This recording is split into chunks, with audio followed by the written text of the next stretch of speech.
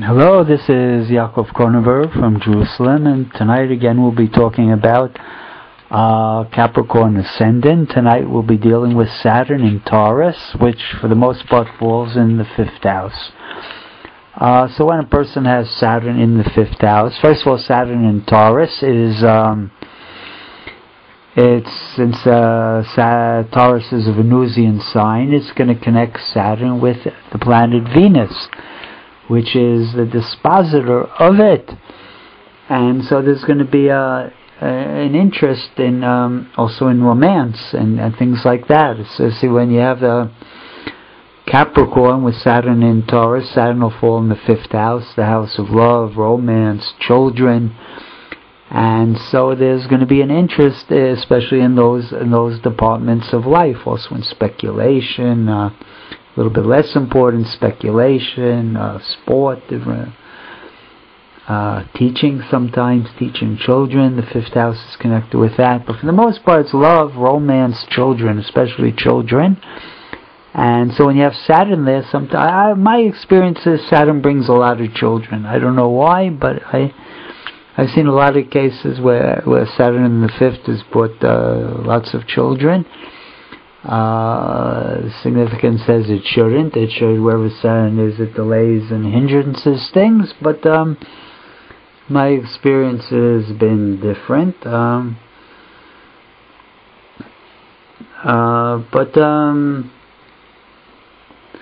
I guess everybody should check it for themselves. But sometimes, it could bring a problem with the oldest child having Saturn there.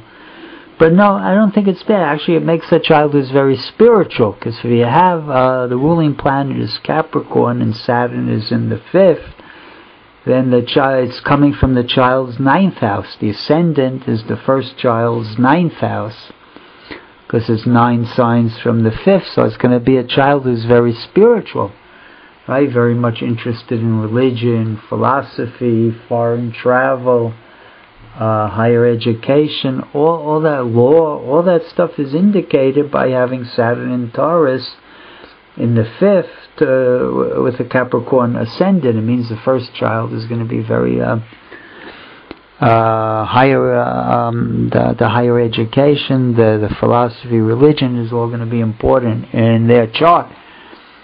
And so it's a good indication in that sense, and I found it good for children too, because again, it's coming from the 9th house, and it's connected to the 5th house, the good houses, and it's in the sign, it's in the fertile sign of Taurus, right? You like to have a fertile sign on the ascendant, on the 5th house cusp. And Taurus is about the most fertile sign, the most life-giving sign, right? The moon is exalted in Taurus, so it's a nice combination to have Saturn there in the 5th house in Taurus. But of course, wherever Saturn is, Saturn's going to have a certain, negative energy. Could be, nothing comes easy to the Saturn, but it's a nice place. If you have to have Saturn somewhere, that's not a bad place. Like I say, I find it very, very. Certainly it's a fruitful combination in my experience, and it makes double Earth, right? The ascendant is in Earth, Saturn is in Earth. It makes very practical, down to earth type of person, very worldly. Now we mentioned that. Tonight we're going to look at the horoscope of a very famous man. His name was Machiavelli. He was an Italian Renaissance man who was noted for being he was a very, very gifted man, and he especially made his mark in politics, and he wrote the first book of political science called The Prince, and he also wrote a book on the art of war, right, on how to fight wars.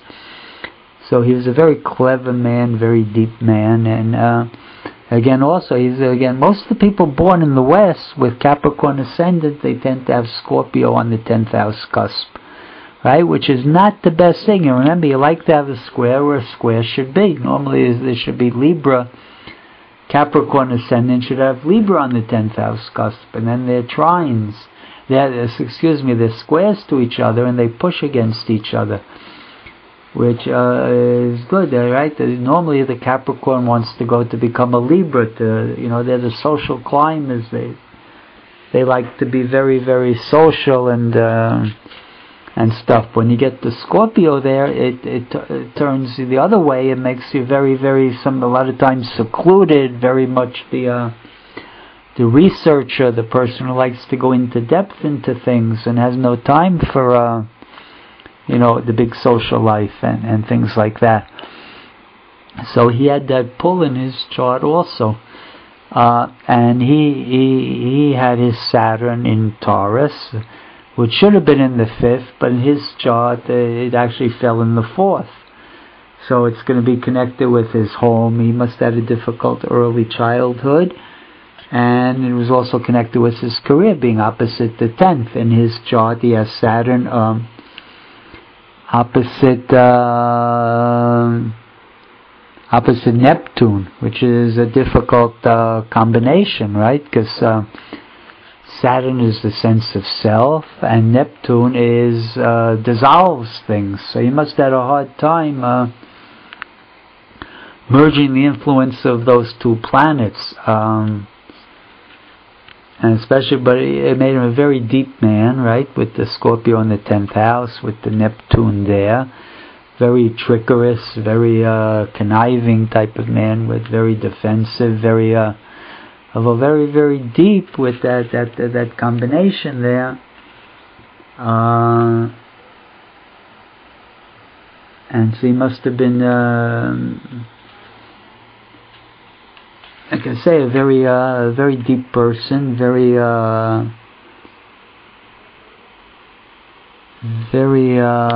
shrewd, I guess would be the word for it. Incredibly shrewd man. And what else does he have here? So if you look at his chart also, so he's got that Saturn, he's got the ruler of his 10th house, he's got the Saturn, the ruling planet, gets that opposition from Neptune. It's almost in a very tight aspect, and it's approaching. He must have had, it can also cause Saturn Neptune aspects can cause in a person. No, let's forget about that. Let's not talk about that right now.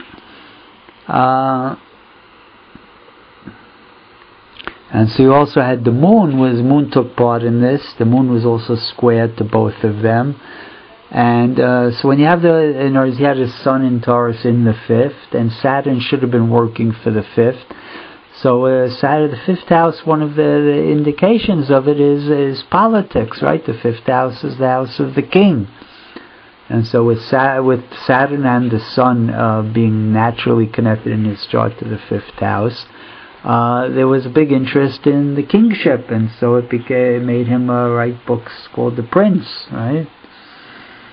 Along the first book on political science, and so you see that in his chart. Very interesting man. We could write a lot about his chart, but again, we're trying to look. Basically, the main thing is that the ruling planet, and with the Saturn also in the 4th, he wanted to understand how to concrete his society, how to stabilize his society and his family. Also by having the Saturn working for the 4th and the 5th. And I think we'll have to leave it there, and I thank everybody for listening.